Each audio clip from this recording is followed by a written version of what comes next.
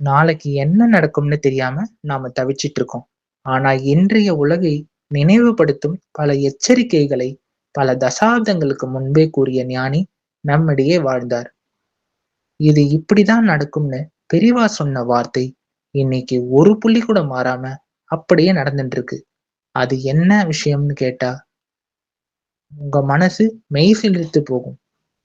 இந்த வீடியோவை கடைசி வரைக்கும் பாருங்க. யாரும் ஸ்கிப் பண்ணிட்டு போயிடாதீங்க.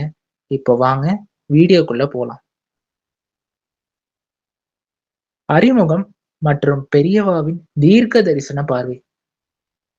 மகா பெரிவா ஸ்ரீ சந்திரசேகரேந்திர சரஸ்வதி சுவாமிகள் வெறும் ஆன்மீக குரு மட்டுமல்ல, அவர் காலத்தை கடந்த ஞானி. காஞ்சி மடத்தில் அவர் அமர்ந்திருந்த எளிமையான கோலம், ஆனால் பிரபஞ்சத்தின் அத்தனை ரகசியங்களும் அவருக்கு அத்தனை அப்பட்டமாக தெரிந்தன.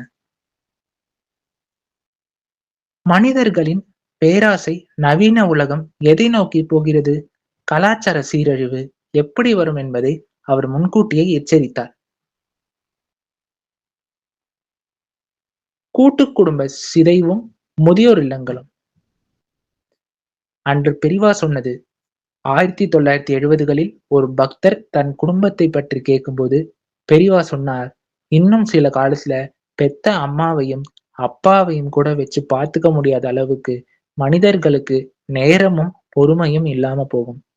வயசானவர்களை தனியா ஒரு இடத்துல கொண்டு போய் விடுற காலம் வரும்.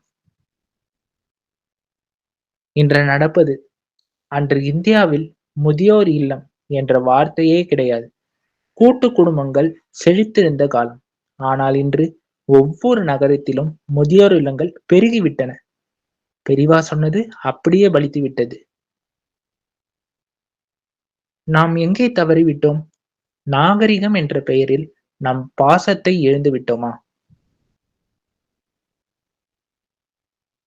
இயற்கை சீற்றமும் நீர் பஞ்சமும். அன்று பெரிவா சொன்னது. காஞ்சிபுரத்தில் வறட்சி நிலவிய ஒரு காலத்தில் பக்தர்கள் மழை வேண்டி வந்தனர். பெரியவா அவர்களிடம் இயற்கையை மதிக்காம காடுகளையும் ஏரிகளையும் அழிச்சா காசு கொடுத்தாலும் குடிக்க தண்ணி கிடைக்காத நிலைமை வரும். பஞ்சபூதங்களும் கோவிச்சுக்கும் என்றார். இன்று நடப்பது. இன்று நாம் காசு கொடுத்து கேன் தண்ணி குடிக்கிறோம். சென்னை, பெங்களூர் போன்ற பெருநகரங்களில் நிலத்தடி நீர் பாதாளத்திற்கு சென்று விட்டது. பெரியவாவின் தீர்வு.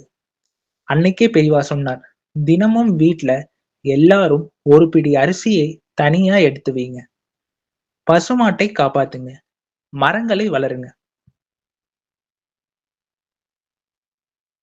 அறிவியல் வளர்ச்சியும் மன அமைதியின்மையும். அன்று பெரியவா சொன்னது. ஒரு வெளிநாட்டு விஞ்ஞானி பெரியவாவை தரிசிக்க வந்தபோது விஞ்ஞானத்தின் அசாத்திய வளர்ச்சியை பற்றி பேசினார்.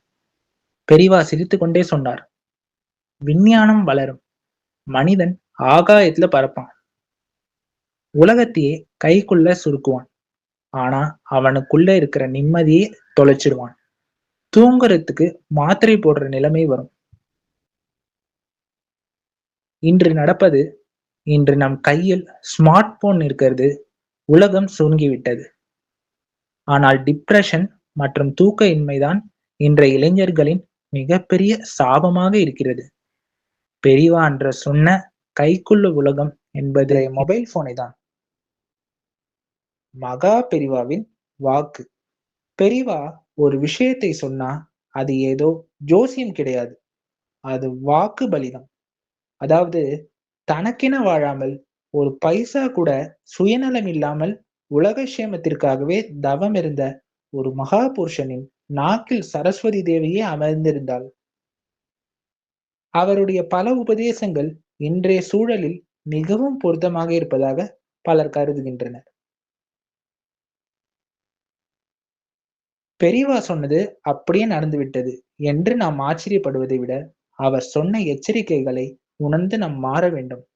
நாம் செய்ய வேண்டியது பெற்றோர்களை மதித்தல், இயற்கையை பாதுகாத்தல், தினமும் ஒருவருக்காவது தர்மம் செய்தல்,